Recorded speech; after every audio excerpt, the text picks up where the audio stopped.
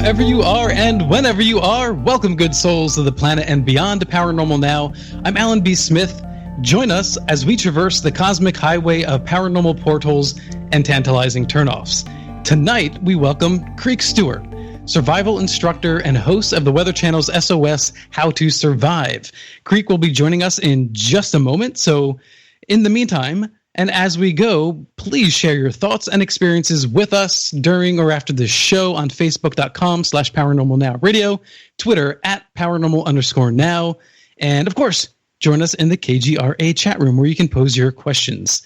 All right, so Creek is going to be hanging with us for an hour and a half tonight, so we may not have a chance to open up those phone lines. If we do, I will let you know, so stand by for that. We'll wait for confirmation from the producer. As a friendly reminder, you can also go to youtube.com/paranormalpop for my sister video channel, and you can check out the Fun with Ufology videos and Coffee and UFOs interviews. My goal is to reach 500 subscribers in just a couple of months, so hopefully we'll get there soon. Also, I just want to once again just share my gratitude for everybody in the community at KGRA and all of you out there for keeping your spirits high and being kind and supportive to each other online. Really appreciate that. You know, we all need to be there for each other during this period. Creek Stewart is a world-renowned survival instructor. He is the exclusive in-house and on-camera survival expert for the Weather Channel. Creek is also the host of SOS How to Survive on the Weather Channel. SOS How to Survive presents gripping true stories about people who find themselves in unexpected life and death battles with the elements. Creek and his team show viewers innovative skills that teach how to survive in a vast array of climate and terrain. Creek is the author of over 14 different survival manuals, including the Amazon.com bestseller Build the Perfect Bug Out Bag. He is also the owner of various survival and outdoor-related businesses. Among those is Apocabox, a bi-monthly survival subscription box, which ships to thousands of loyal subscribers every other month. Creek has given us a TEDx talk, as it were, as well, and has been the keynote speaker at the National Boy Scout Jamboree, 50,000 attendees. And in 2015, Creek was presented with the NESA Outstanding Eagle Scout Award by the Boy Scouts of America.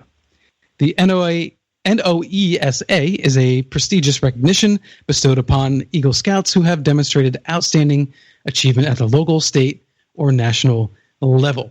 Creek's website is www.creekstewart.com. Creek, welcome.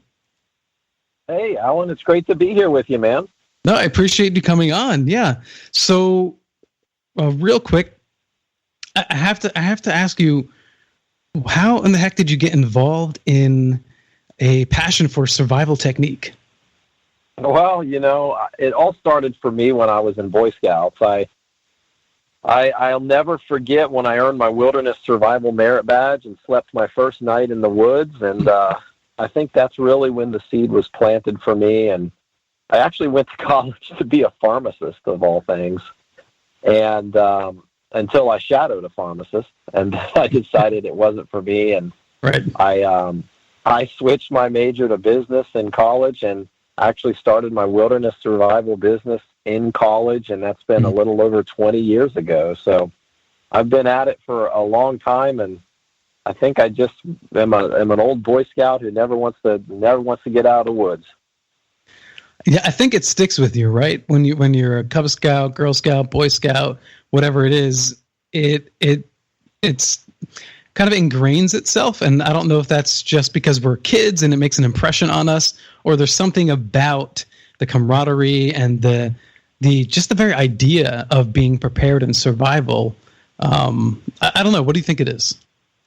Well, I mean, it certainly stuck with me. You know, it was not only a part of my childhood, but I really connected with self-reliant skills early on. I grew up on a farm, and we raised some of our own food, and I spent a lot of time in the woods, and I grew up with a couple of grandfathers who who really showed me some of those kind of skills that are so quickly being forgotten. And I certainly connected with it, and it really stuck with me and became a big part of, I don't know, the nostalgia of my childhood, really. And so it's a real honor and pleasure for me to be able to actually make a living doing this stuff. Yeah, isn't that almost every adult's dream, to make a living off of their childhood nostalgia?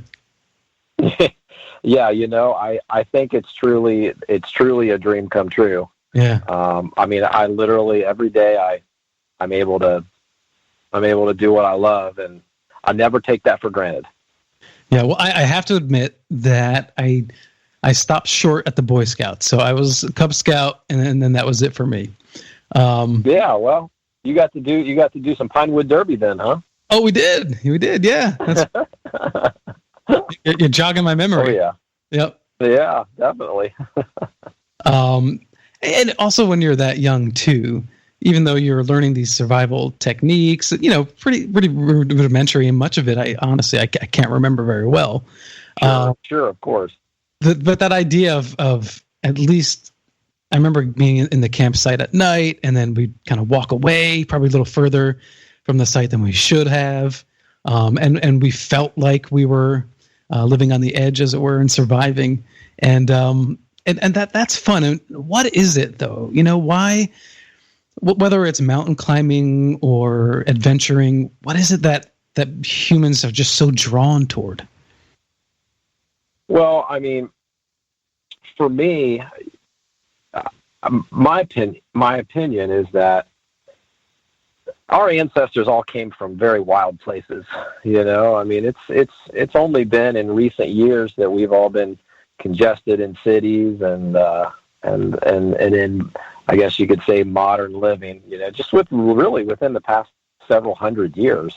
Sure. And I would think it takes a long time to breed that wild out of our veins. Mm-hmm. And so I think there's a part of all of us that connects with the wild places. For some, it's as simple as, just needing to take a walk through the park at lunch. And for others, it's the yearnings, the call of the wild is a little bit deeper, but I don't think there's any doubt that a lot of people feel a deep connection with the natural places, and it has a lot to do with where we came from. Right. And it's funny to talk about our long history. Even recently, I was just reading an article on Earth Sky about another skull for Homo erectus found in South Africa. And they are now pushing our ancestry back another 200,000 years. It's the more we learn, the longer we've been around, it seems. And I think you're right that I don't know when we crossed that threshold, right? I don't know if anthropologists really understand that when we became modern human as far as intellect goes. The development is one thing, but intellect, when did that occur? We don't really know, but it seems to me the vast majority of our history as a species is living off the land. Sure. Yeah. I mean, it hasn't been that long ago that a lot of our ancestors were using stone tools, and it's really miraculous. It's incredible to think that man survived for a really long time on very, very basic things, and living off the land. What the land provides, seasonal eating, wild animals, wild game, and all of the natural tools that were used in order to secure that stuff, made from stone and antler, and it's incredible. I mean, it really is incredible. As someone who studies that stuff for a living and practices those skills all the time, mm-hmm. I'm in constant awe that there were people who really lived like that, and one of my favorite hobbies and pastimes is artifact hunting. And whenever I find an arrowhead or a stone tool, it never gets old, man.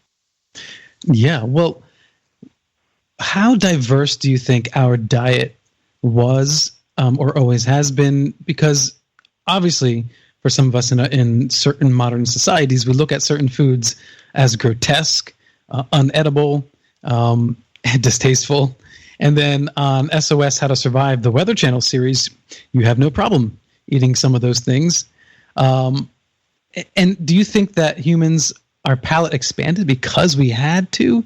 Or is it just the modern me and others that have just, we've whittled down our palate, as it were? Yeah. Well, I mean, there's no doubt that, our palates are much different than our ancestors, that's for sure.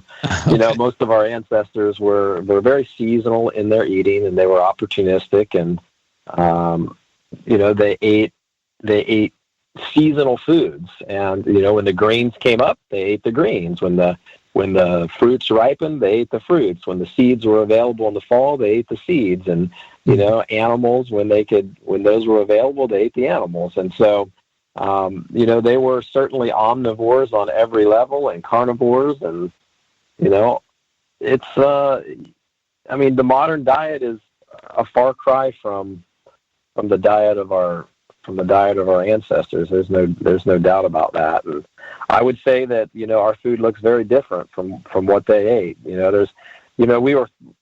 I experimented with a few diets not long ago, just from a health perspective, and playing around with trying to get a little bit more primal with my diet. And, when you really break it down, I actually couldn't identify more than a couple of foods that I was eating on a regular basis that that Native Americans, First Nation people here in North America would have been eating. I wasn't eating a single food that they would have been eating. And when you think about the notion that I'm not eating one single food that an entire culture was eating, and they subsisted on those foods for, who knows how many years. Mm-hmm. To think that I'm not eating one of those foods, it's really incredible to think that everything I was eating, were modern fruits and vegetables, and none of that stuff grows in the wild. Even the animal meats that I was eating, like cow and chicken, those things, they weren't eating those things either. They were eating wild deer and rabbit and, wild animals. So the diet was completely different. Well, what about corn? How different was that? Well, the corn now is much different from native corn. Native corn is very, very small. Mm-hmm. And I don't even know that the average person would look at the two side by side and recognize a native corn, which is a native to South America, mm-hmm. as if they would even recognize it as corn. The modern GMO corn is very, very, very different in size and in color and in look than a traditional corn that the ancestors of North and South America would have been eating. Yeah, my wife and I were watching a show recently, and I can't remember which country. I want to say it was India, but I'm not sure. But in the market, when they were talking to some of the sellers there, they were saying that Americans won't buy bananas unless they look a specific way. Like they won't yeah. touch. It doesn't matter what you stock. They will only touch that one type of banana. Yeah, I believe it. We're very visual eaters these days. That's for sure. I mean, it's very clear. It's very clear when you walk into a produce section that we're very visual eaters. Yeah. Well, in your experience with eating, have you found yourself in situations where you have to eat something that you'd prefer not to? I've never myself been in a life or death survival situation. I've trained in many circumstances where I put myself in situations where I needed to, for extended survival trainings where I've eaten anything and everything that you can imagine. Mm-hmm. So while I've never had to survive, I have eaten about any and every wild edible thing, either plant or animal, available, at least in North America. That's pretty impressive. And the worst is scorpion. So is it bitter, scorpion? It's incredibly bitter. It is nasty. It is just absolutely nasty. You know, I mean, there's a lot of nasty wild edible things, but scorpion is at the top of my list of nasty tasting things. Maybe it's just I overcooked it, I'm sure, but it was the way I describe. I mean, I'm not even going to describe it. It was just absolutely nasty. Well, after you cook it, I mean, was it dry or is it still kind of gooey in the inside, or how did that work? No, it was dry. I mean, it was dry and chewy, but just a flavor like you'd never want to try again. Sure. I don't know that I would eat it if I absolutely had to survive. It was that bad. It was absolutely awful. It's hard to keep down. Even if it was dipped in chocolate. maybe if it was dipped in chocolate, I might make an exception. Fair enough. Well, one of the questions I did want to ask you was, because for me, I have a sense, but I don't think I have a good definitive understanding, and I'm sure a lot of our listeners actually have a better understanding than I do. But what is the difference between a survivalist and a prepper? You know, that's a really good question. I'm not even sure that I could define that per se, but I would say that it has something to do with skills versus gear. If I were to, just based upon the way I use the phrases, someone who would identify more with survivalist probably practices skills outdoors a little bit more than someone who identifies with the phrase prepper. Prepper typically insinuates the storage and the packing of gear and tools and being prepared for worst case scenario, and that sometimes in those scenarios, you know, one of the things that is overlooked is just the actual skills, and so survivalist is oftentimes used when you talk about like wilderness living skills. Versus prepper, which is typically the storage of stuff at home. Gotcha. So you can be a survivalist, but not necessarily a prepper. But if you're a prepper, not necessarily a survivalist, but you could also be both. I think so. Yeah. Mm-hmm. I mean, without really totally knowing the difference even for myself, I think you've hit the nail on the head with both of those. I think based upon, you know, my limited knowledge and description of those phrases, you could be either or both for sure. Well, you know, I have to say the nice thing about SOS is it's not hyperbolic. You present very straightforward, and it feels more educational and less like flashy entertainment. Yeah. It's well made, and I really do appreciate that. Because the exaggeration of situations in certain shows, I think, undermines the importance of actually being prepared and knowing how to survive. Yeah, you know, thanks for saying that, because that's something that we strive to do. And quite frankly, you know, these stories that we study, they're crazy enough. You know, some of the stories that we study, we couldn't even make that stuff up. And they are everything we cover is real life survival stories that happen to real people. And some of them are just so incredible that they are enough for television. And I never point fingers at what they should have done. Mm-hmm. You know, we always try to find the teaching moments in those stories, and if there are some, and there always are, and hopefully somebody watching at home learns something, and if they ever find themselves in a similar situation, they might be able to fare better off. And we're in our 4th season now, and we are now hearing from people who have found themselves in situations, who have watched the show, and credit them getting out of it to what they've seen on the show. So we're starting to see a little bit of that payoff now, several seasons in. That must be so gratifying. It is, man. You know, for someone who studies survival skills and does this for a living, yeah. I don't know that there's anything better. You know, I mean, I love working with people and I love teaching classes, but when you hear real stories that, you know, what you did actually made a difference in somebody's life, that's the icing. That's what you do it for, right there, for me at least.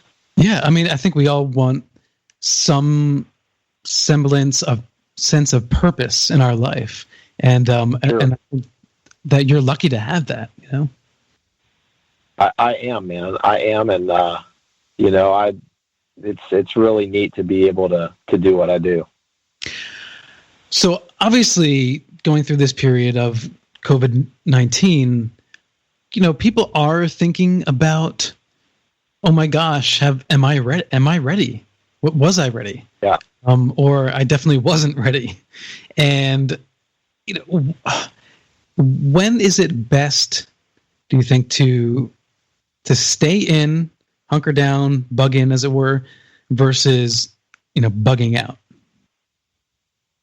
Well, both of them are completely dictated on which is the most safe. And so the definition of bugging out is when it's no longer safe to stay home, and the definition of bugging in is when it's when it's not safe to leave. Mm-hmm. And so there are a variety of natural and man-made disasters that could cause either or both of those scenarios at the same time. And this whole COVID-19 situation is really, really unique because it's definitely a bug-in situation, mm-hmm. because it's safer to stay in than it is to leave. And there has been nothing like this in my lifetime that has brought preparedness to the forefront, to the top of mind, like this particular pandemic. That's for sure. Yeah, and I'm sure even people in your circles are reaching out to you and trying to get advice, right? Yeah, and it's hard to give advice in the midst of the crisis. I mean, the best plan is the one that takes place months in advance of something like this, and in the midst of it, it's a little tricky. It's a little tricky. We're really fortunate in some regards when it comes to COVID-19. I mean, it's devastating and it's tragic on many levels, and there's many people who, are not only affected from a health perspective. I have several close friends who are on ventilators right now. I have one really close friend who's on a ventilator right now in a local hospital, and I don't know if he's going to make it. Yeah. And he's very healthy. He's in his early 60s, and he's otherwise very healthy. I mean, he's actually a bodybuilder. Yeah. And I mean, there are people who are definitely experiencing the tragic side from a health perspective, and now we're seeing the layoffs and the loss of job and incomes. But even with all of that stuff, COVID-19 is a really interesting disaster pandemic because all of our other needs are really being met. We're still able to get food. We still have electricity. We still have water. We still have access to medicine. Our toilets still flush. Our showers still work. Our trash is being picked up. Mm-hmm. But if you pull out one of those individual services that everyone depends on, we are having an entirely different conversation when it comes to COVID-19. So in many regards, we're very, very lucky. And for many people, this could be a really useful wake-up call. And perhaps, I mean, I've heard of it referred to as a dress rehearsal, in a sense, for a worst case scenario. I've not heard that phrase, but what an excellent way of putting it. Yeah, because it gives you just enough scare. And, we broadcast all over the States and all over the world, and depending on where someone is listening in their area, they might not totally get it. They might turn on the news and think the news is all hype. And granted, the news can, also be hyperbolic, sure. Right? Even in situations like this. That said, there are here in New York City and New Jersey, there are people dying, and it's very real. And it's very devastating, and I think it does shock you when you see, for me, like people I know on Facebook saying who was infected or who's passed away. It sits heavy on you, and so for anyone who's out there listening, please be careful if your area isn't feeling the pressure that we're feeling. If it hasn't hit home, because we don't want it to hit home, just be safe. So if let's just say that COVID-19 was a severe severely worse case scenario, where the death toll was just, the rate of mortality was much higher. Would you prepare any different for bugging in that scenario than any other case where one would bug in? Well, I tell you, if it was even more contagious and even more deadly and a little bit less discriminative, discriminatory. Sure. Because it favors elderly and people with high risk, and if it did not do that, it would be a totally different animal, and you definitely wouldn't want to be leaving your home as much as we do now. I mean, most people right now are still making trips to the grocery store and still making trips to the hardware store and the pharmacy and still getting deliveries and food deliveries. And so my fear, from a preparedness perspective, my fear is for most people, this will be an extended hiccup, and they will soon, time heals that humans are interesting creatures. History tends to repeat itself when it comes to us because, it doesn't take much time for us to forget. And my fear is that, from studying so many survival scenarios, what brings around true change is extreme tragedy and extreme suffering. Those are the two things that really are a catalyst for real change, in my experience. And I don't know that the vast majority of people in the midst of COVID-19 are experiencing extreme tragedy or extreme suffering that would evoke a real change in lifestyle that could potentially prepare them for something much, much worse. But as far as, go ahead. Oh, no, I was going to say, go ahead. What does one actually do to prepare? Yeah, it's really interesting. I mean, a bug-in situation, we start talking about making a lifestyle change and start thinking about independent survival inside of our home for an extended period of time. And that involves food storage. It involves a water storage plan. It involves an energy plan. Really, how to meet basic human survival needs independently for an extended period of time. Shelter, water, fire, which is heat and cooking, and food. And, each of those pillars of human survival need to be addressed individually. And you can't tackle 1 year's worth of preparedness at once. You start really simple with a bug-out bag, 3 days of independent survival. It's totally manageable. You can accomplish. So we can talk more about a bug-out bag if you want, but it's a very manageable, non-overwhelming project that touches on all of those pillars. Gets you 3 days of independent survival, and then you work from there. And preparedness for food storage and water storage, it doesn't have to be expensive. You can put together two weeks to a month's worth of those things really easily and really economically. Now, if it is far more severe of a virus, disease, pandemic, I would assume that could affect, as you were sort of alluding to before, I think, could affect essential workers beyond just medical. So if it's so bad that you have to have zero contact with people, how do you get people to keep utilities running? Well, I mean, what the point you're driving home right now is how fragile the systems that we depend on for daily survival, that we've grown to depend on for daily survival: electricity, water, medicine, food chains, all of those services, and anyone who works within those services will be the first to tell you that they are very fragile. And it doesn't take a whole lot to disrupt some of those. I have friends who work in on the electric grid, who work in power industries, and they'll be the first to tell you that, listen, we work in our power grid is very fragile. And, each of those main pillars are very fragile. And you take one of those out, And it's an entirely different story altogether. I mean, if you lose electricity, most people lose access to water. Most people lose access to heat. I mean, it just gets exponentially, it's just exponentially worse. And small measures to help prepare oneself for being off the grid for a little while can go a really long way. Yeah, and there's certainly a difference between someone who lives far more rural, suburban versus in a city, in an apartment building. Sure. Oh, absolutely. Absolutely.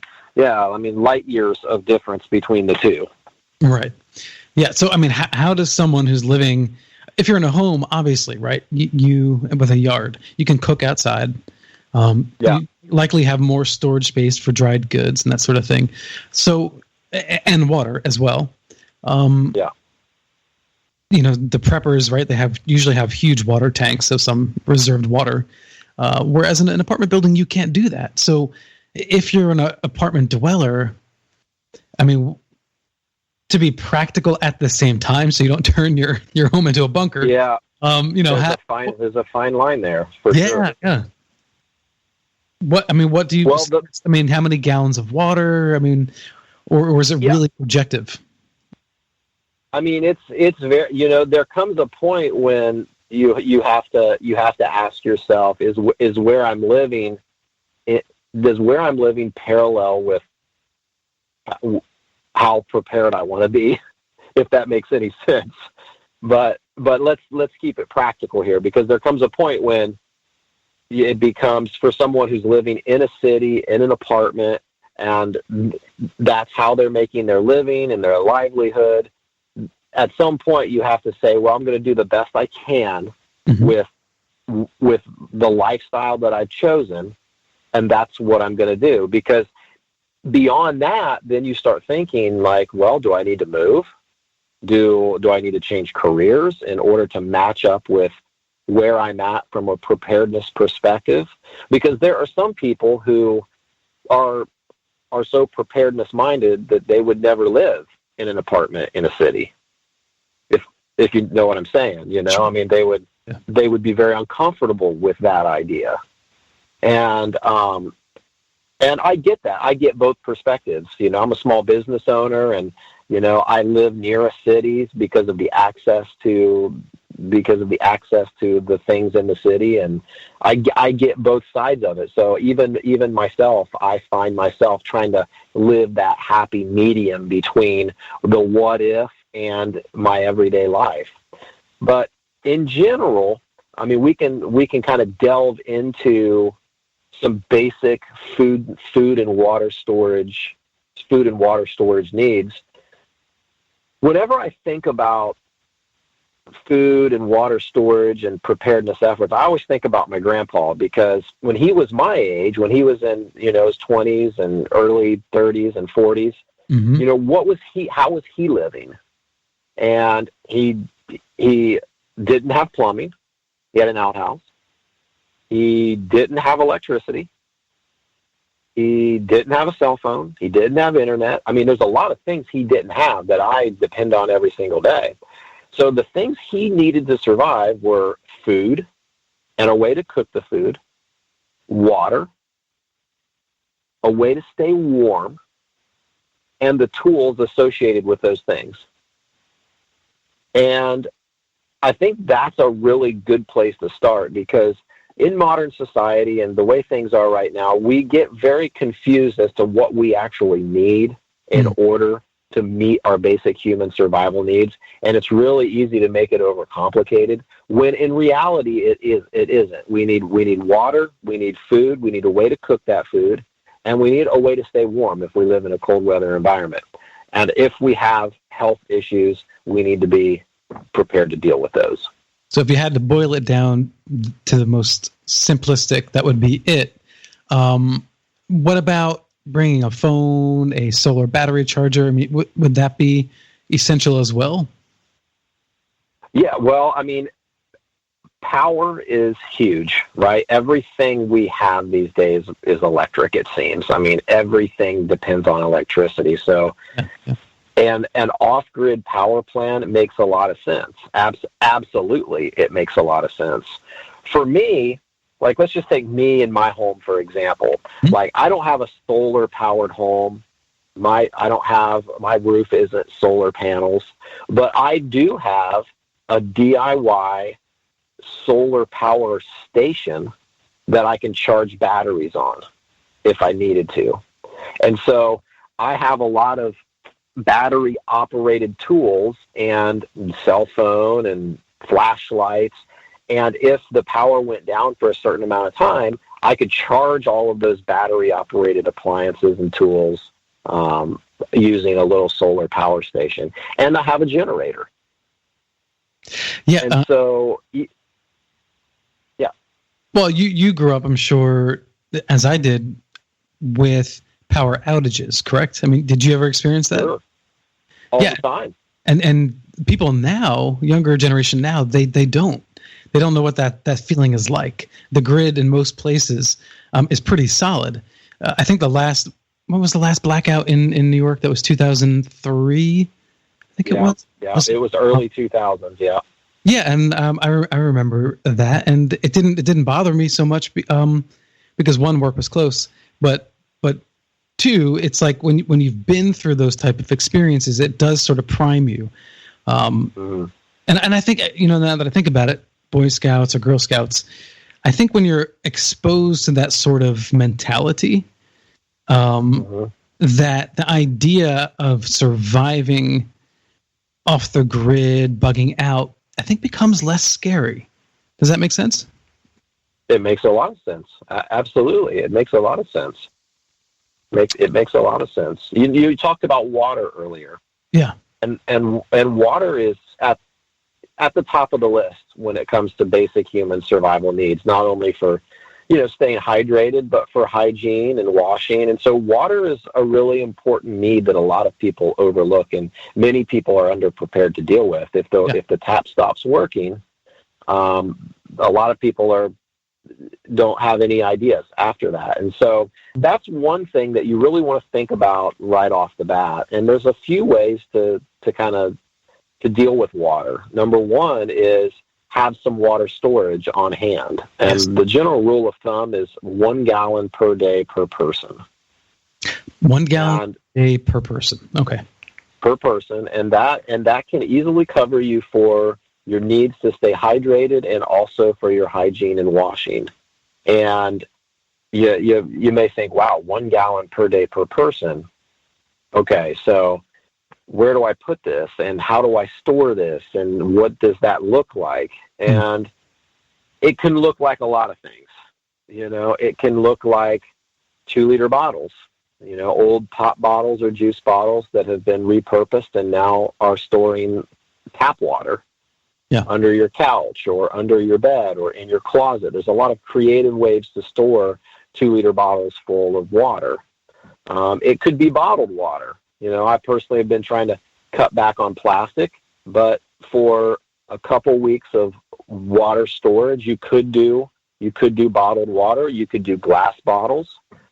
There's a really interesting website called findaspring.com, and everyone should do a search on that website to see if there is a natural artesian spring nearby their home. That's brilliant. For me, yeah, it's called Find a Spring, and there are almost all the springs in North America, at least, are listed on this website, and you can do a search, and you can find where the nearest natural artesian spring is. And like for me, it's 2 miles from my home, and that's where we fill up all of our drinking water. All of our drinking water, we refill glass bottles every week, and that is our first 2 weeks of water storage. Is in glass bottles stored in the garage from this artesian spring. Yeah. Well, well water used to be a common where I grew up. It no longer is. It's city water. But I've lived in areas for short times for vacation type of situations where we drank spring water from a well from the ground or from a spring adjacent to a river and or a stream. And it's usually it was soft. I remember it being like a soft tasting. Is that typical for spring water? It can go either way. A lot of times it's hard.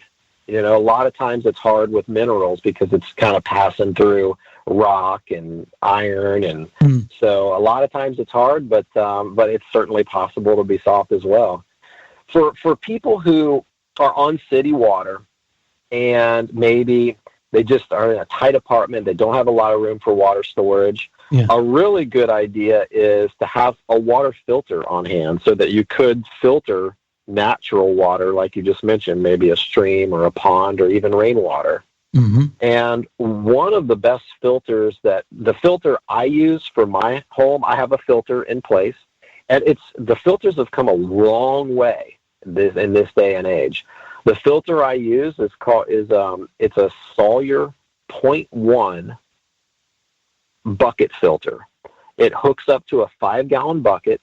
You pour dirty water in the bucket, and it comes out clean. I mean, you could take water from anywhere and pour it in this 5-gallon bucket, and it comes out this spigot clean. It doesn't go, the filter doesn't go bad. You can backwash it. It can filter for a lifetime. Like, I'm talking hundreds of thousands of gallons of water. You never. Holy cow! Wow. And it's like $100. That's and really. It is, man, and it's a gravity-fed filter. It doesn't require electricity or you to plug it in.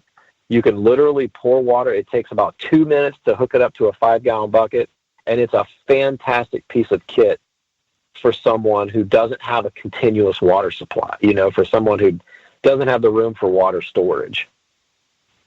Yeah. Everyone should have a water filter as a part of their preps for off-grid. Everyone should have a water filter, and that's the best one to choose. So that's this. You think that should just be considered common sense? Everyone should have a water. Yes, absolutely. Absolutely. Everyone should have not only some water storage on hand or a way to get water, but they should also have a water filter to filter water if they have to. What if you just happen to have Brita or pure water filters? How do they hold up? They do not pull out bacteria and protozoan cysts. Now they'll improve the taste of water, and they certainly aren't going to pull out viruses. But this Sawyer 0.1 would? The Sawyer 0.1 will cover 99.99% of all protozoan cysts and bacteria.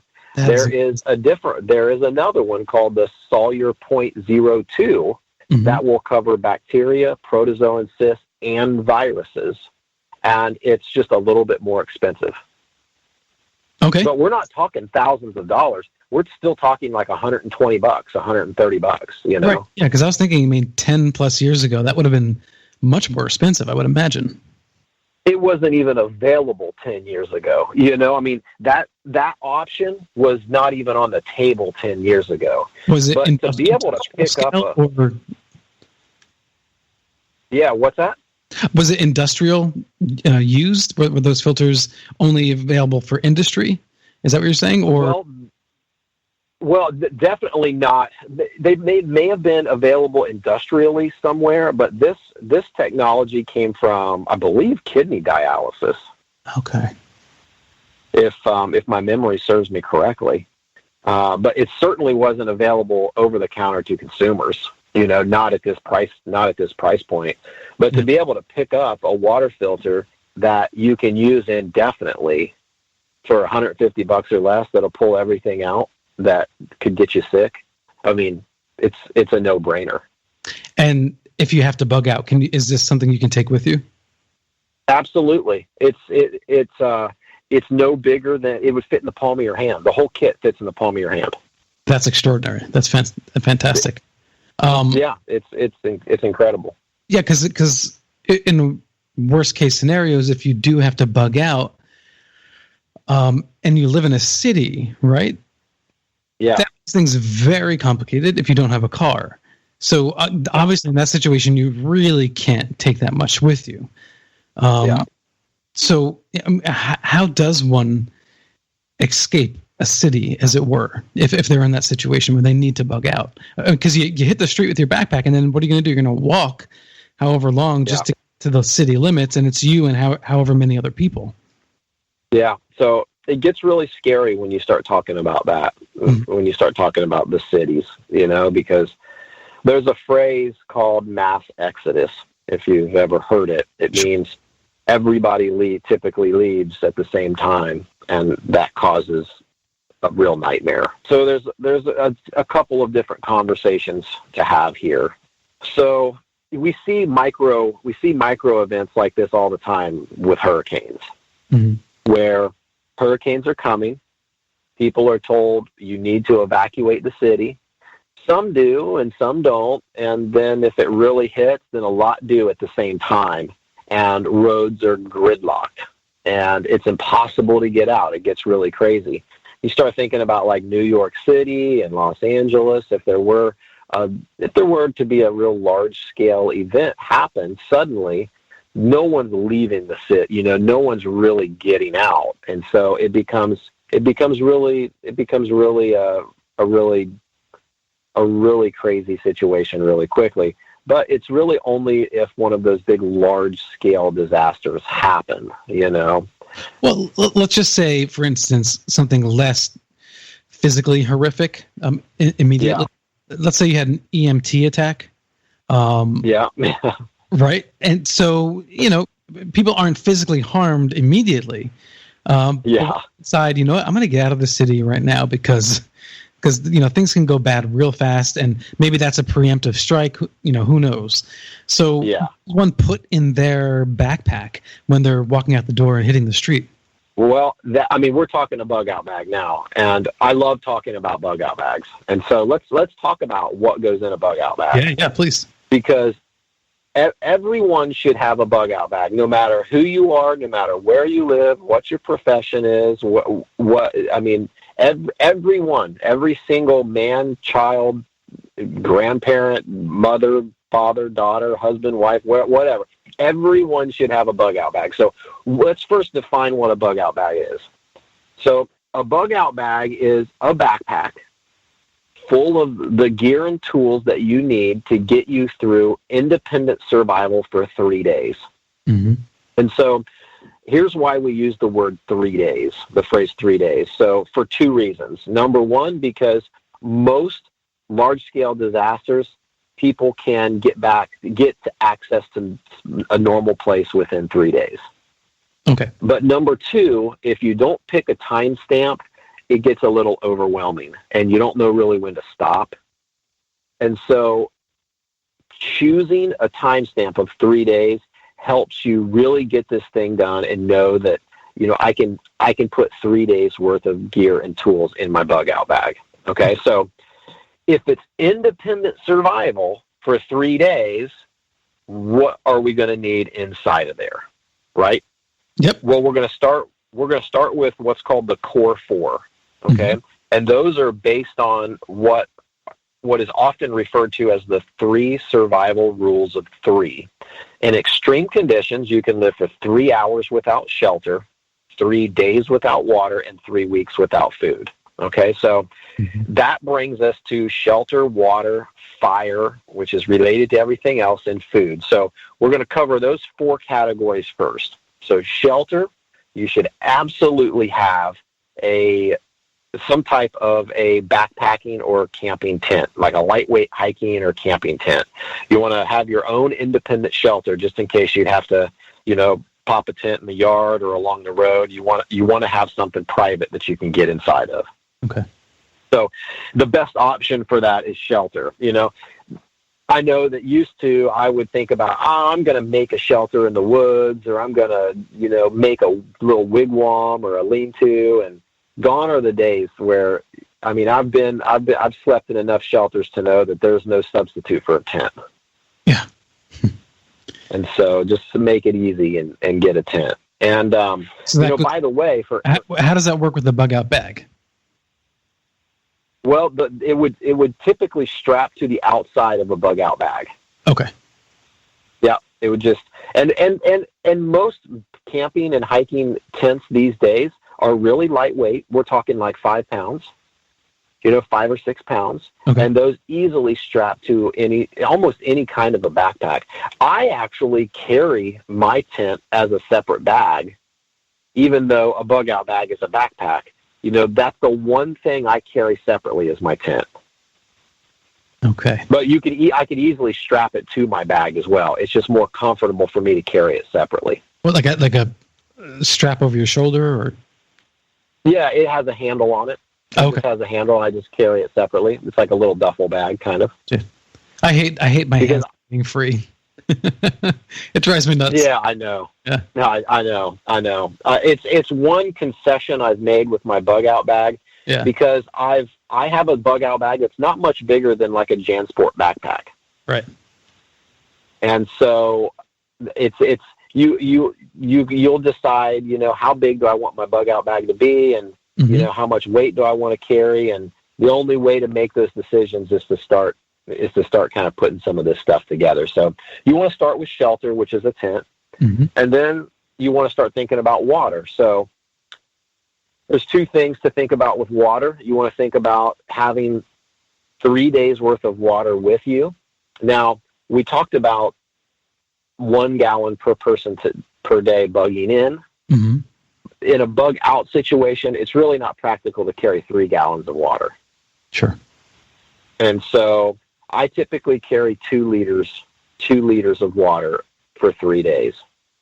But I also carry a little water filter, and it's made by that company Sawyer. It's a little portable one called the Sawyer Squeeze, which is the same thing as the bucket filter, except it's $20, and it comes with a little squeeze bottle. It's called a Sawyer Squeeze. It's like $25. Okay. See, I think there's all kinds of filters, but that is sure. And that's one thing that is fantastic that didn't exist when I was a kid. You didn't have those portable filters that attach and take on the road. I know people used to use iodine tablets. Yeah. Is that still a thing? It definitely is still a thing. There's iodine is hard to find these days. Now most of them are chlorine based, but water purification tablets are definitely still a thing. And a lot of people carry those in their bug out bags. They're really inexpensive. They weigh hardly anything, and they take up no space, so it's a really great kind of backup in the water category. But if you have a couple liters of water and you have some type of a small camping and hiking filter like a Sawyer Squeeze, you shouldn't need chemical purifiers. So I like to really keep it simple, especially for somebody who's just starting out. So that covers you in the water department. There's no need to overcomplicate it. Food is really simple. Let's hold it right there, Creek, and we'll pick it up with food on the other side of this break. Yeah. So everybody, stay tuned. We'll be back with Creek Stewart. And if you want to find out more about him during the break, go to creekstewart.com. This is Alan B. Smith for Paranormal Now on KGRA Radio. I will see you on the flip side.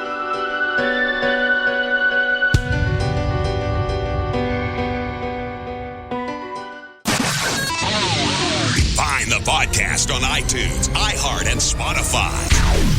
KGRARadio.com. This is Paranormal Now.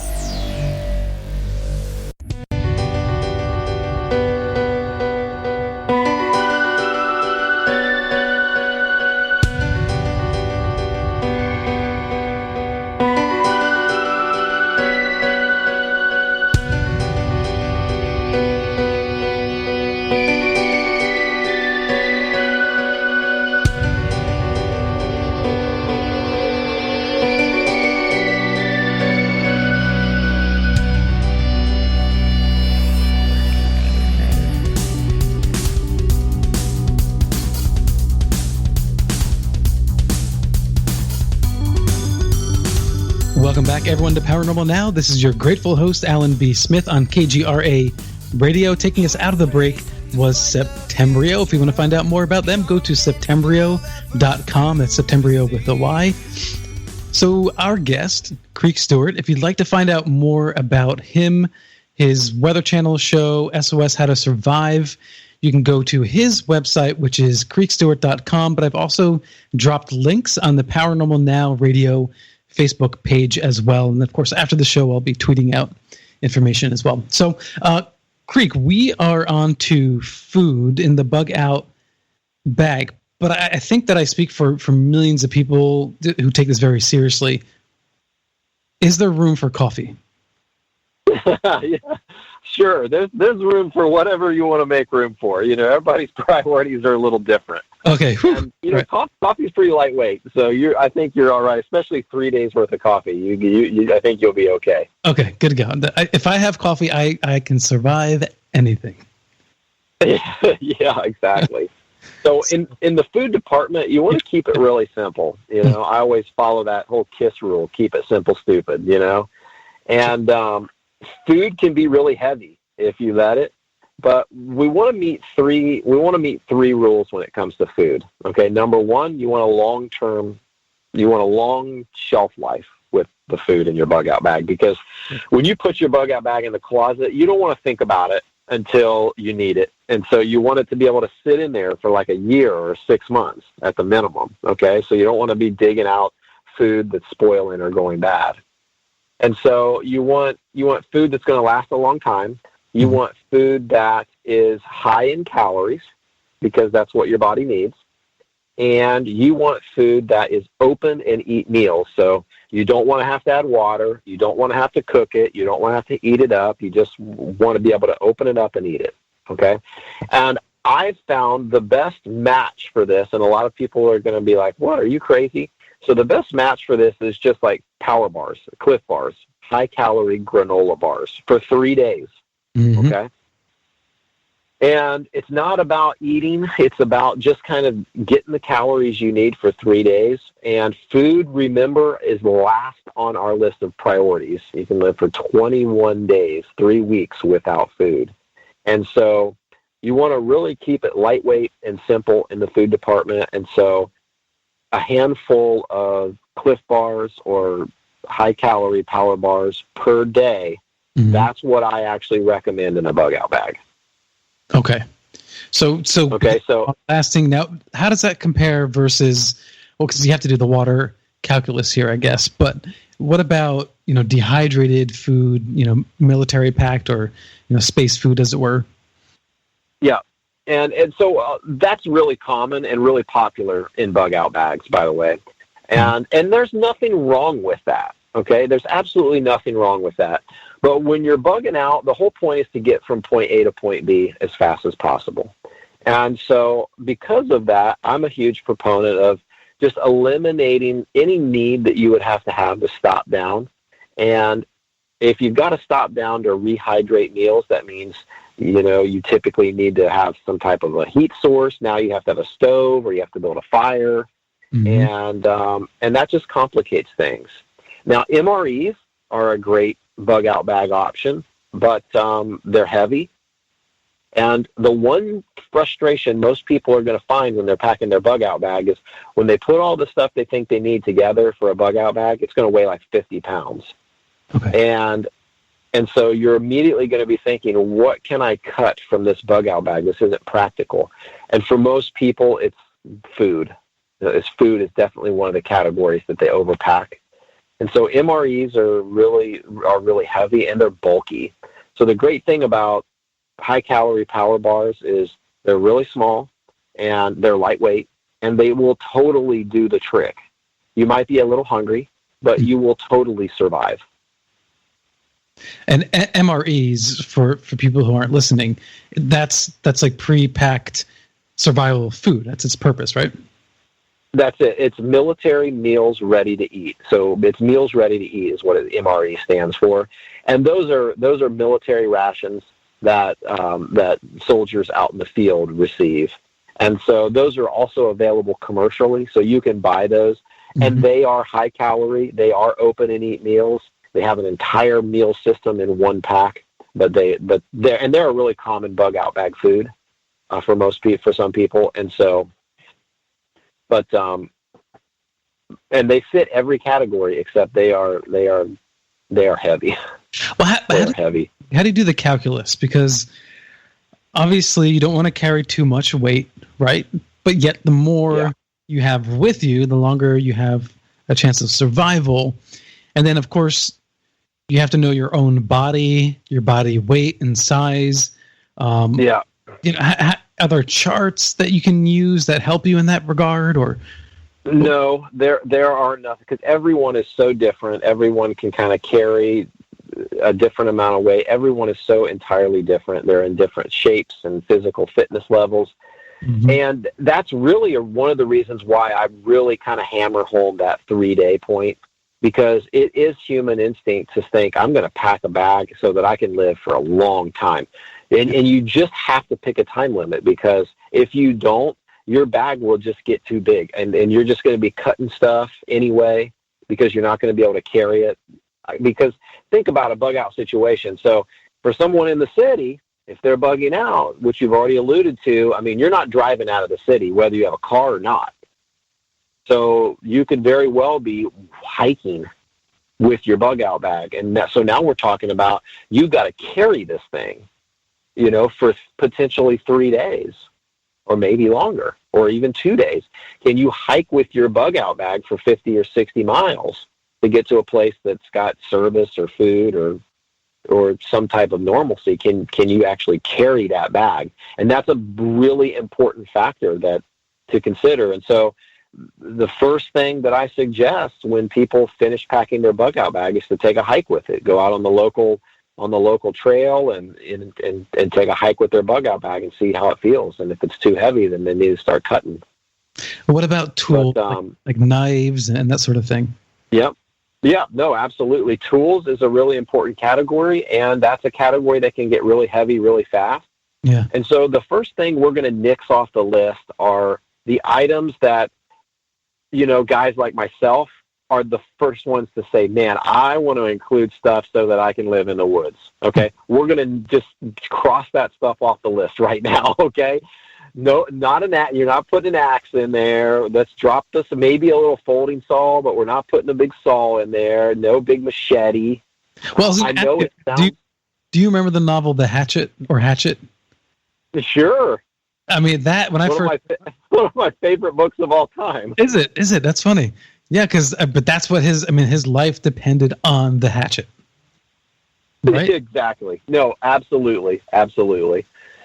But for most people, I mean, we're not going to be lost in the woods in a bug out situation. Sure. I mean, we're going to be leaving our home, and it's probably not going to be in many of our minds.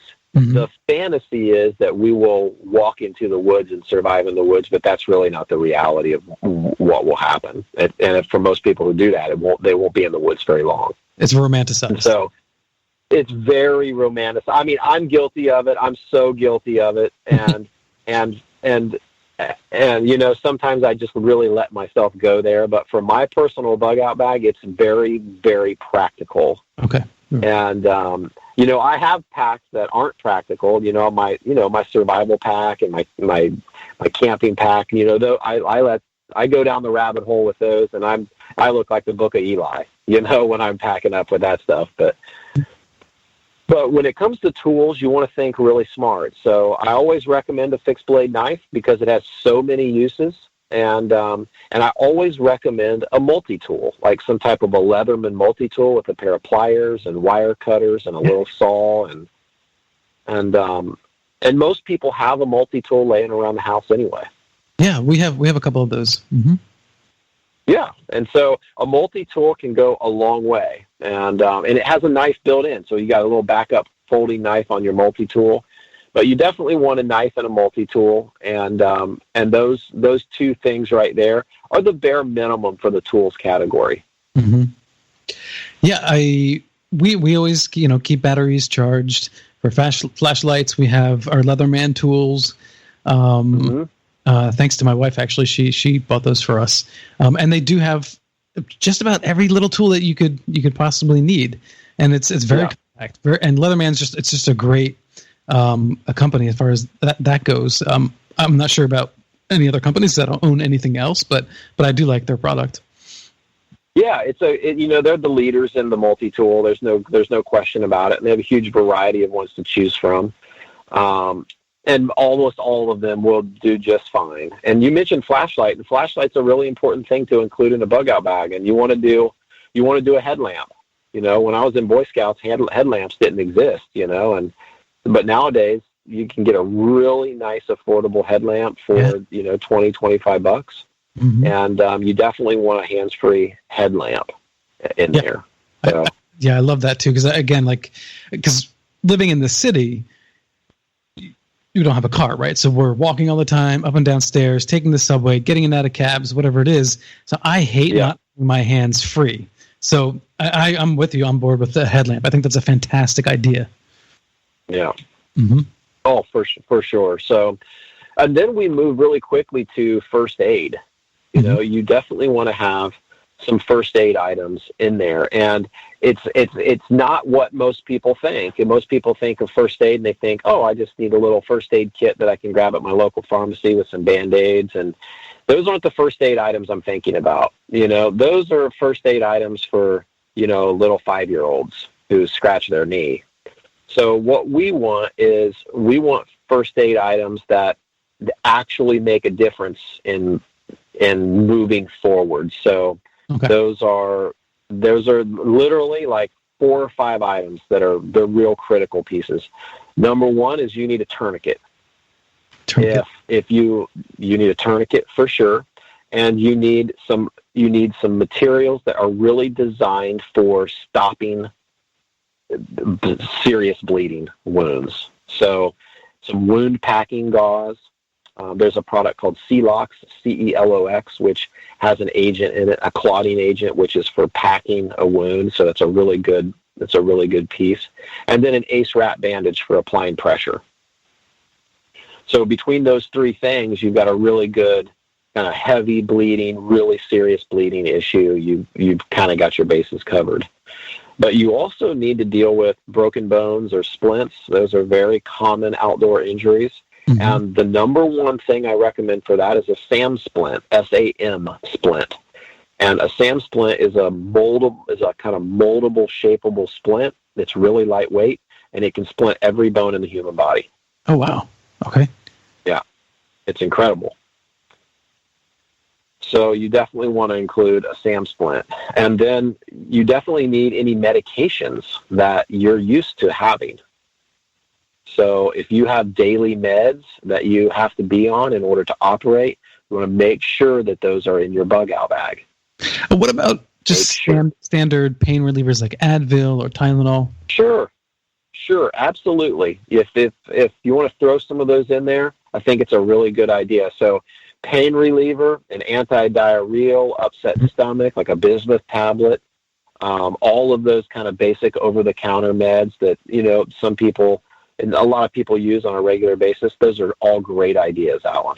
Now, I know you're not a doctor, so it's fine if you don't want to answer this, but a consideration that comes up often in discussion is what about antibiotics? If somebody has extra antibiotics sitting in their fridge, their freezer, their cabinet, whatever, and it's time for them to bug out, do they grab those things just in case? I mean, you can, but I keep it on a 3-day timestamp, and so that definitely extends past that 3-day timestamp. Because I put on a 3-day timestamp because it helps most people really wrap their head around the project. Mm-hmm. But if someone is thinking that they might get a UTI or something like that when they're heading out, and they may not have be in a normal place or have access to a doctor within 3 days in order to get something like that taken care of, and then they want to throw some antibiotics in their pack, then by all means do so. All means. All right. So, absolutely. They say there's expiration dates, this and that. But, if you watch a show like Lost, the doctor's like, just give me whatever antibiotics you have. I don't care. Give it to this person. Yeah. Need it now. Yeah. And, from my knowledge with antibiotics, they don't like all of a sudden expire. They just become a little less effective over time. Yeah. And so it's not like they all of a sudden stop working. Gotcha. Okay. Yeah. So if you're having a 3-day bug out plan, can you, if need be, take that and stretch it out a little longer if you need to? Sure. Yeah, absolutely. Absolutely you can. So, if you've got a water filter, then you can filter water, right? And you certainly have your own shelter. So, just between those two right there, a shelter and a way to get more water, you have a big, you could last a lot more than 3 days. Okay. Yeah. And so one thing I want to mention that a lot of people overlook is, we live in the day and age of cell phones, and they're incredible, and they are one of our most important survival tools these days. Most of the stories that I cover on SOS How to Survive, they wouldn't even have happened if someone would have had their cell phone. Okay. And so cell phone's huge, and even in a bug out situation. And so, one thing that I pack in my bug out bag is one of those battery backups for a cell phone to keep my cell phone charged. And so I have a trickle charge on, it's a brand called Anker, Anker, and it will charge my cell phone 10 times on one battery life. And it's a little heavy, but something like that is worth its weight in gold. And I got the idea from a mother and son who were displaced from a hurricane, and they literally couldn't charge their cell phone. They had the chargers, but they just couldn't. And they were in Texas, and they were in a big city like Houston, and they couldn't find a way to charge their cell phone. And so it was a mess. Yeah, we have it's not nearly as powerful of a battery, but we do have it's about the size of my hand. I don't know, maybe it's like 8 inches long, a few inches wide. It's a solar panel battery. Oh, perfect. You can take it on the go, right? And you just leave it out in the sun. It charges, and you can plug any device into it. That's great. That's great. We got this years ago, so it was designed for less powerful versions of cell phones as we have now. The iPhone 2 or whatever it was, it took up a lot less power than our phones do now. But it's better to have than nothing, I would suppose. Oh, absolutely. And you can even pick up USB rechargeable headlamps as well. So, that's what I've done in my bug out bag. I have a USB rechargeable headlamp, and my battery backup will also charge my headlamp. Right. What? Because the time is ticking, and I want to get these questions in because I'm curious. Yeah. You said Hatchet is your favorite book? Yeah, one of them. Okay, so would that fit into category of favorite novel for survival? Sure. Yeah, okay. Absolutely. And then what about your favorite survival movie?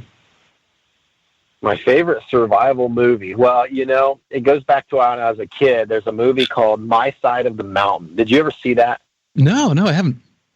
Oh, man. It's about this little boy who ran away from home to be a scientist, and he lived in the Canadian mountains for almost a year. He lived inside of a hollowed-out tree. It's very much like Hatchet, except a different story. It was a fantastic survival movie. So I loved that movie. Well, I'll definitely be checking that out. And then as far as your own books, which you would recommend, right, for survival, what, besides your own books, are there any other actual survival manuals of old or new that you would also recommend? Yeah, I'm a big fan of the older Boy Scout field books.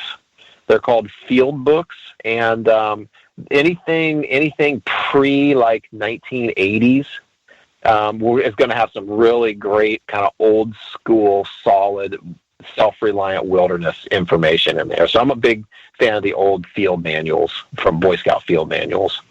And we were kind of going down that path anyway, but your book, the non-con pack, is I asked, can you stretch your bug out bag? What's non-con pack?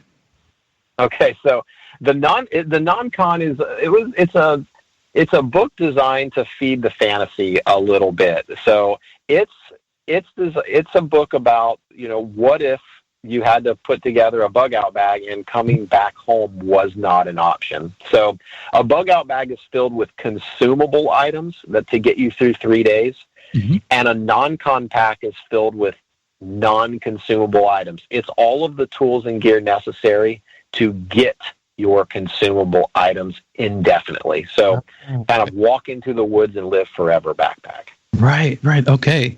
So then you're definitely leaning into the survivalist there. Yeah, for sure. And a little bit of the fantasy, that's a book I wrote that I let myself go there a little bit. Very cool. So if you're planning for a 3-day bug out or any period of time, is it for most people feasible to have a plan or a network with family or friends in place? Is that something you recommend? I think that's huge, and it lends itself to what we call a bug out location. And so when you bug out, ideally you know where you're bugging out to, right? So if you're leaving the city, ideally someone within a few hours walk or a couple hours drive that you could safely get to. And so that's where we start talking about friends and networks of friends and family that you could bug out to if you absolutely had to. Yeah. What recommendations do you have for people right now or, future situations to deal with their stress? In this instance, right, you have people that are kind of clumped together, get away from each other. For some of us, we're cool with that. Some of us, not so much. And there's the fear of what's going to happen in a week, 2 weeks, a month, 3 months. Yeah. I mean, there's so many. Well, it's a really good question. And my best answer is one of the best ways to reduce stress is to feel somewhat prepared. And so I know we've been talking a lot about bug out bags, but I always recommend that's where people start, is building a bug out bag, because it's really the first level of preparedness. It gets you through 3 days. It helps you kind of wrap your head around all of the subjects that you needed to be dealing with, and take it from there and jump from a bug out bag to 2 weeks of independent survival, bugging in, and then maybe even a month. And being and feeling prepared for a variety of situations, man, that goes a long way in reducing stress and panic. Yeah, I agree with you wholeheartedly. I remember about a few weeks ago, I was watching, maybe it was a month ago now, I don't know, but I was watching the news, and I just got this feeling. And I just got up off my couch and I walked to the store and I bought some food, some canned food, and I felt better afterwards. I just felt better, doing that. Yeah. But absolutely, man. And planning too. I've said this before, but planning out what are the multitude of scenarios that could play out. And don't just think, okay, what happens if A? You have to think about A, B, C, D, E, F, because there's so many unknowns. So if you talk about it with yourself, with your partner, write it down, family, friends, I think that helps too. It's kind of the same idea of having a sense of preparedness. Absolutely. And if someone's listening and they just aren't sure exactly where to start or how to get started, and they feel underprepared and they want to do something, I have a free course on how to build a bug out bag with stuff that you probably have laying around at your house. It's a 5-day course. It's absolutely free, and you can sign up for it on my website at creekstewart.com. And I'll walk you through. I send you 5 videos over the course of 5 days, and I walk you through the most important categories of a bug out bag. And by the end, you'll have one put together, and it's totally free. That's fantastic, Greg. Thanks for sharing that. Sure. Yeah. All right. So if you want to leave us with any last thoughts, now's your chance.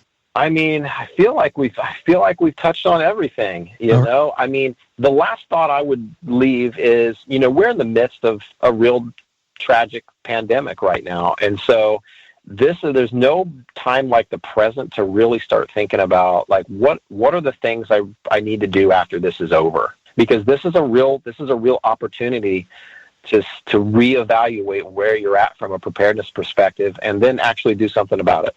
Absolutely. All right. Well, leave it right there. Thank you so much, Creek. You're welcome. Thank you. All right. This is Alan B. Smith for Paranormal Now. We are going to take a quick break. In the meantime, you can actually go to YouTube and check out some of Creek's videos from the Weather Channel's SOS How to Survive. Really cool stuff. So in the meantime, check that out. We'll be back on the other side. And then it's just Race Hobbs and myself chatting with the KGRA family. We'll be right back. On and again, the signs keep on coming.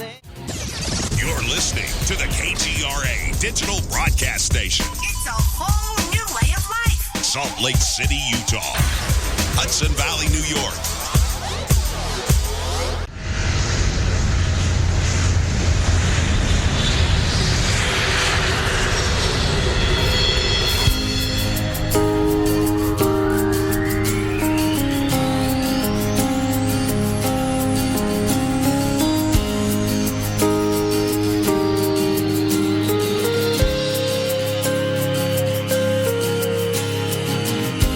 Welcome back to Paranormal Now. This is Alan B. Smith on KGRA Radio, the best in alternative news, paranormal, cryptid, ufological contact.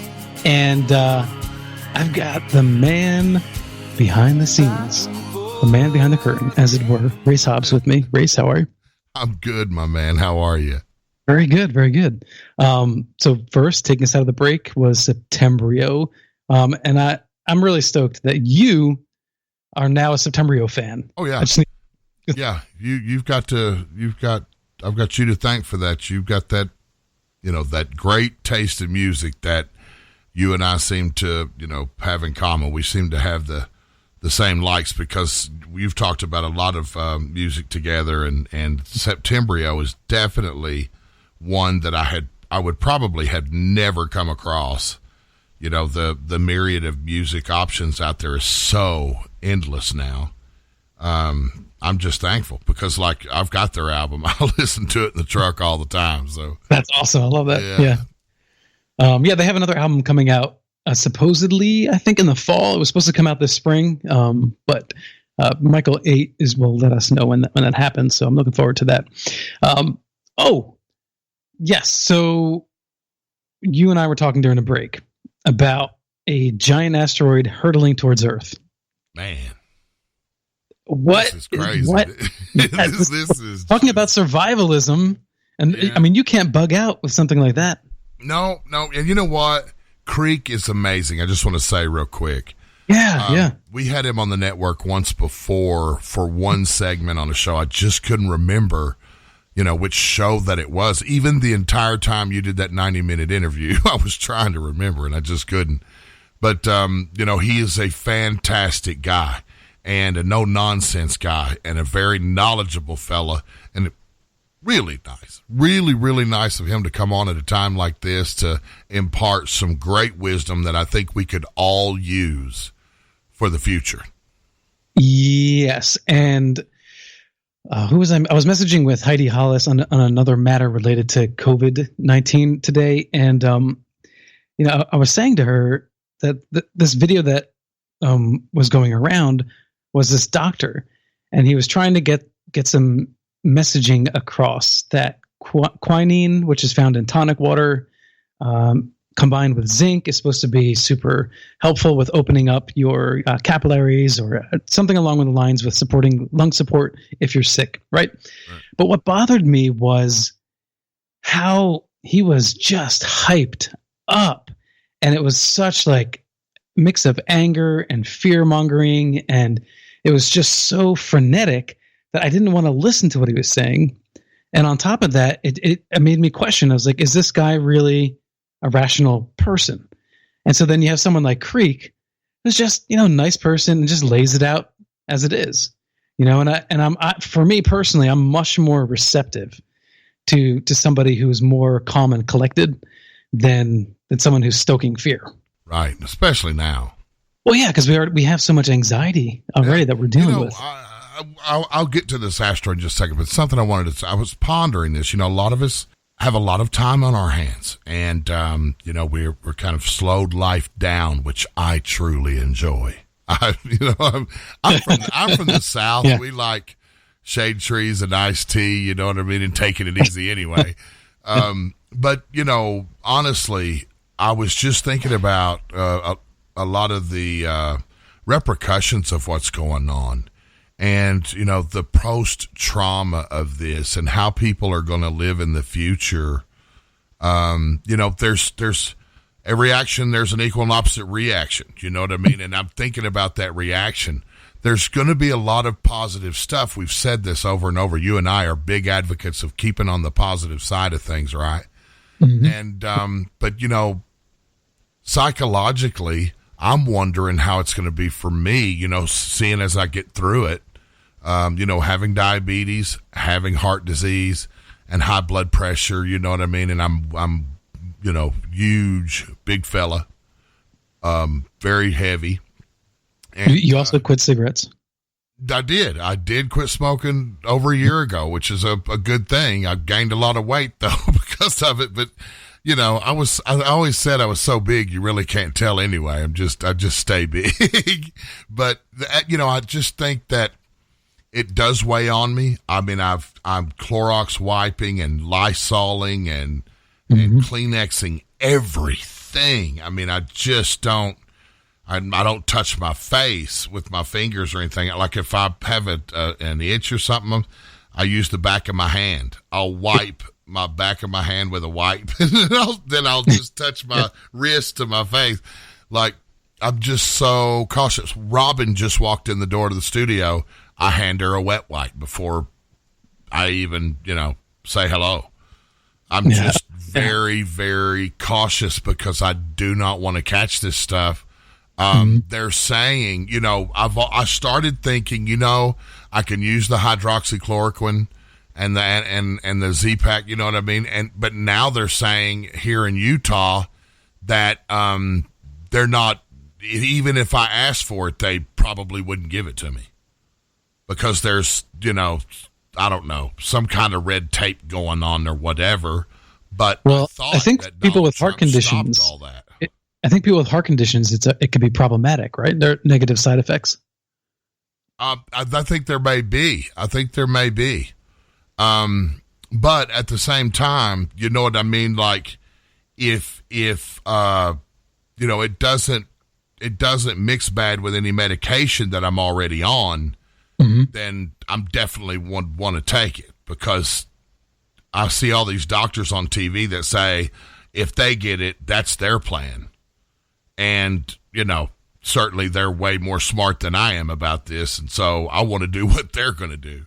But hopefully I just won't get it. But after this we get over this apex and the summer comes, the warmer weather's coming and it starts to dwindle and go away. There's going to be thoughts on, how we conduct ourselves in a day-to-day environment and like hugging and shaking hands and that kind of stuff, which I've always been, I don't want to do. I don't think on the backside of this. So, there's a lot that we have to go over, just in the interim, we've got to stay the course. But, with that said, it's always, I think, a good practice. Like, I've been talking to my friends. I'm like, I even posted on Facebook, Asians bow for a reason. And it's, always been viewed as a sign of respect or whatever, but so is a handshake. Yeah. It's always putting a hand up and saying how, to Native Americans. Like, there's a lot of ways of showing respect, out of the gate. But, I think that they've dealt with this stuff for thousands of years. And they know that, probably touching isn't the greatest way to meet people that they don't know or where they're from or where they've been and that kind of thing. There's a reason they built the Forbidden City. There's a reason they built a city inside of a city. There's a reason they take their shoes off when they go in their house. I'm just like, we need to pick up what they're doing. Yeah, well, people, especially in Japan, will wear the masks if they are sick. Or sometimes if they're just taking the subway, they don't want to pick something up from someone else. And for the longest time, we've sort of looked at that culture and thought that's ridiculous. I'm not going to wear a mask, right? And I do wonder now, here in New York, will people on the subways, will this be a new thing now? Will Americans start doing that? Like, let's say I get sick. It's probably the right thing to do, right? To put on a mask just to protect the other people around me on the subway, or to protect yourself. Do you think it'll change culturally? Do you think we'll go through that much of a shift? I hope that whatever happens, Alan, it all comes in a better way than before we went through this. Whatever happens. At the end of the day, it could. I don't know. It's a sticky wicket, man. And a lot of people listen to you and me on the radio, and they look to us for good information and solid information. And I'm scared to almost say something one way or another, because I don't want someone to do what I would do. Yeah, I agree with you. You have to be really careful about what is said, because just if you're just sharing from your heart or from an opinion for yourself, and someone takes it the wrong way, like the person who took the pet food that had hydrochloroquine in it and died, right, because the president was talking about it. Well, it's not the president's fault. That person just did it anyway, but at the same time, you don't want to be in that situation, right? And right. That's a big thing, a big problem with the president and what he has, when he says anything, because people, there's lives at stake, and anything he says better be clear and concise and well researched, and better be right, because there are lives at stake, and people believe the president. There's a lot of people that don't, and, but there's a lot of people that do. Well, words carry weight for sure. Absolutely. Yes, sir. We've got Dennis on the line from Chicago. If you want to bring him in, while you were talking, I fielded that call real quick. Yeah, Dennis from Chicago. You're on the air. How are you? I'm doing fine, but I think I got into the wrong show. I was trying to get into Martin's show. Oh, this is Alan from Paranormal Now and Ray Hobbs. But do you have any thoughts you want to share? No, I was just going to talk to him about the Roswell crash, and one thing he was missing on it. Okay. You can share with us if you like. What was he missing? Because I'll sure tell him. Yeah. Dennis. Well, he keeps talking about why the news release and stuff. If you look at what the lieutenant did the news release says, they were in a meeting on one day along with the commanding officer at 509 and General Tippett and several other officers discussing how they were going to conceal what they had. The next day, he came into the office, and the news release was there on the desk, and he was told to take it to the newspapers. Mm-hmm. Remember, the best place to hide a lie is put it in the truth, and the best place to hide the truth is in a lie. Mm-hmm. By doing it that way, if someone did speak up and say, hey, we had a crash here, the Air Force could say, well, you know what, we thought that too, but no, it was just a weather balloon. Right. That's a very good point. The U.S. military announced today that a flying saucer has been found and is now in the possession of the Army. I remember that. Yep. I can hear it. I've done it so much as a kid, wanting to be a radio announcer. And and Dennis, you are exactly right. You are exactly right. That's the best way, I think, to hide the truth, is just to wrap it up in a big mistake. Yeah, and it's the easiest and the best way. I mean, instead of coming up with some baloney that, oh, no, it was flares or whatever, the easiest way is to say, oh, yeah, we had it. Oh, no, we didn't have it. And it just clears it up. Yep. So, Dennis, where do you stand on Roswell? On Roswell, I believe that something went down there. I believe that it probably was a spacecraft. Whether or not two of them hit each other, I don't know. Whether it was our radar that affected it or the storm, I don't know. But I think, seriously, they had a crash there. I'm sure you've heard the theory that it was a Russian craft and there were deformed bodies on there. Do you buy into any of that? Do you think that could be a possibility? No. Not at all. So you think that it's extraterrestrial? Well, I don't know where they're from, but yes. I wouldn't put it past the Soviet Union to do that to their own people. Right. It's what makes that story so believable is if they were able to get a bear all the way over here and then drop a copy of a Horton Flying Wing with bodies that have been mutilated and changed, surgically. Yeah. I think that presents, I know the government would lie to cover that embarrassment up because that truly would be a huge embarrassment. But at the end of the day, I tend to, I know Jesse Marcel he's a base intelligence officer. I don't think anyone planned on him being found that far down the road by Stanton Friedman and this coming out in the way that it did. When you look at that man sit there and say what he knows it wasn't, I don't know what it was, but I know what it wasn't. And at that time, yeah, go ahead, Dennis. Add to that what Tippett said. General Tippett said he made two statements afterward, after he retired. One, the stuff was brought up to us and we couldn't figure out what it was, so we sent it on to Washington. And the other statement he made was, we owe Jesse big time. So he's flat out admitting and indirectly that it occurred. And that's not sticks and balsa wood and tin foil or aluminum foil like you find in a pack of cigarettes that makes those kind of guys say that kind of thing. If you want to look at another one on how far they would go to cover up, if you look at, I believe their name was the Ramsey's book about the crash at Aztec. Yes, those are two fantastic investigators.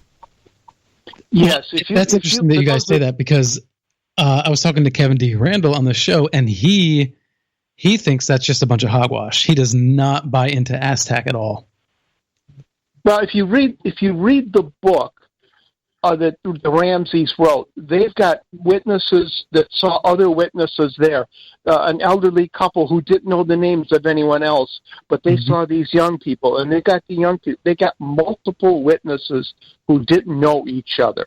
Right. So that's one thing that's real important. The second thing is, I'm a retired police sergeant. When they tried those two guys for the deception,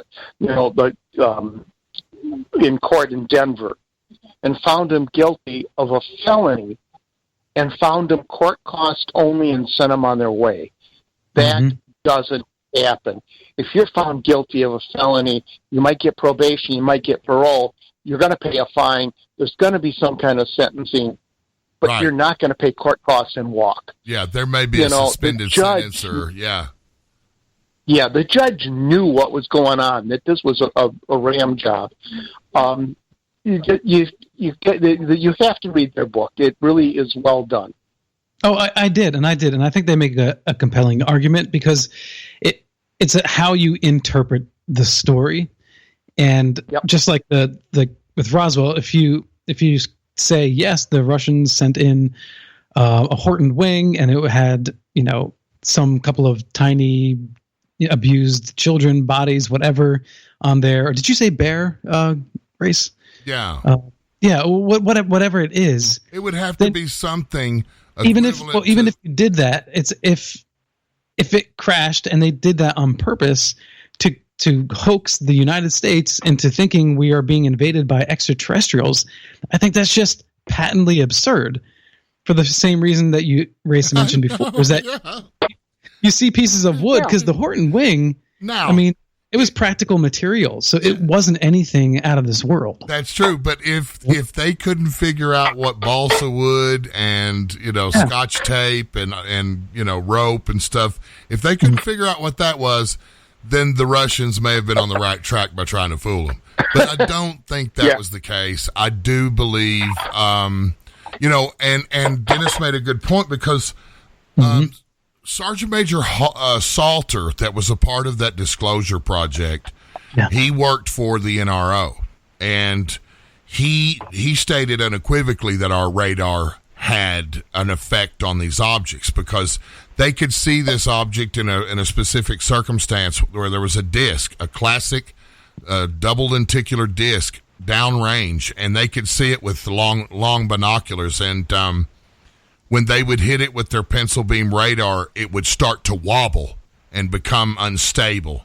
And they would turn the radar off, and the thing would level off and just be as still as could be. So, with testimony like that from people who had storied careers in the military and put their lives on the line for all of us for minimum wage, that goes a long way with me. And also, I'm not aware of Frank Scully ever retracting any of his stories, right? He didn't. Not to my knowledge, no. Yeah. I mean, I think there's something to be said there. Agreed. Yeah, he did. And then they pointed out that there was 2 other investigators that looked into the situation and came up with the same thing, that it did occur. Dennis, I can't wait to tell Martin that he missed the best call of the week and that we got it on this show. Okay. And pass that information on to him. I absolutely will, Dennis, and thank you so much for taking the time to call in. I truly appreciate it. Thank you so much, Dennis. I really appreciate it. Have a good one, sir. Bye. Bye-bye. All right, take care, brother. All right, Race. Well, that's pretty much it. That went by fast. It always does. I never get to say what I want to say. Yeah. Well, we were going to talk about the asteroid, but I guess we can add quickly. Yeah, it's at the end of April. We're supposed to see this thing. This green, ginormous comet is like 5 times the size of Jupiter. And they're calling it Atlas. Atlas, that's exactly right. And it'll be here. We should be able to see it, no problem. And it's going to be like, I don't know. I think they're saying something. It's going to be bigger than like Venus in the sky. Yeah. So that should be. Typically, it is seen as green. As green, that's true. And, on the show, I'd mentioned, we were talking off the air really quickly, on the show that I do with J.C. Wiseman on Saturday nights at 10 o'clock right here on KGRA. It's powered by The Telepath, the newsletter that comes out now. It's a joint venture between KGRA and TalkStream Live, and it has articles in it, one-off articles in it from Micah Hanks, Jimmy Church, Clyde Lewis, and so many more, and a lot of stories and links to stories and information for anyone who has an interest in the paranormal. That's really a good free newsletter that you would want to get in your inbox every Tuesday. It's a weekly newsletter, and it powers our radio show. And we were going to literally be talking about this whole comet thing, this Atlas thing, because in the Hopi religion, so to speak, and their belief system, they do this ceremony when this thing comes through, and one of the characters in the ceremony pulls off his mask, and if the comet is blue, it's supposed to start the 7-year clock. And that, of course, in our religion, most religions in the Western world, that's Armageddon. That's the 7-year clock. What did you call it? That's something star or something? Oh, the Hopi, the Blue Star Prophecy? The Blue Star Prophecy. That's what it's called. And that's what we're going to talk about with John Burroughs from the Rendlesham case on our show this Saturday night at 10 o'clock right here on KGRA. So shameless plug there on this awesome show we call Paranormal Now. All right. Thank you, Race. I appreciate it. And yeah, everyone, if you go to the KGRA main webpage, kgrradio.com, you'll see the banner for Telepath. Click it, sign up for those, their weekly notices, right? Yes, that's correct. Yep. And I've got my first. I just signed up, so I'm stoked. And I'm sure, as usual, you will be happy with the content that you receive. All right. Thank you, everyone, so much for tuning in, hanging out with us tonight. This is Alan B. Smith for Paranormal Now on KGRA Radio. Coming up in just a moment is Jimmy Church, so stay tuned for that. And special thanks to KGRA producer Race Hobbs. And until next time, live in the mystery.